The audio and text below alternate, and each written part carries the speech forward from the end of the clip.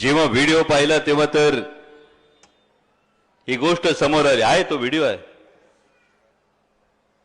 जाऊदा कशाला वेगळा व्हिडिओ दाखवता, काय होतंय असं म्हणतात।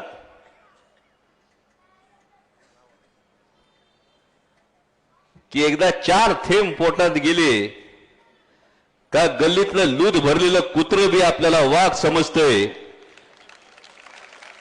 आणि असं कुठलं लूद भरलेलं कुत्र जर आपल्याला वाघ समजत असेल तर फक्त एक गोष्ट माझ्या माता भगिनींनी ही गोष्ट लक्षात ठेवली पाहिजे, जो हल्ला झाला तो फक्त प्रियंकाताईच्या घरावर झाला नाही, जो हल्ला झाला तो तुमच्या प्रत्येकीच्या अस्तित्वावर झालाय, जो हल्ला झालाय तो तुमच्या प्रत्येकीच्या स्वाभिमानावर झालाय, जो हल्ला झालाय तो तुमच्या प्रत्येकीचं मनोधैर्य खचवण्यासाठी झालाय। आणि जी शिवी हसडली गेली ना, ती शिवी जगातल्या प्रत्येक माता माऊलीसाठी हसडली गेली आहे। आणि आपली संस्कृती आहे ती म्हणजे आईचे पाया पडायच्या असतात, आईची पूजा करायची असती, आईहून शिवी द्यायची नसती।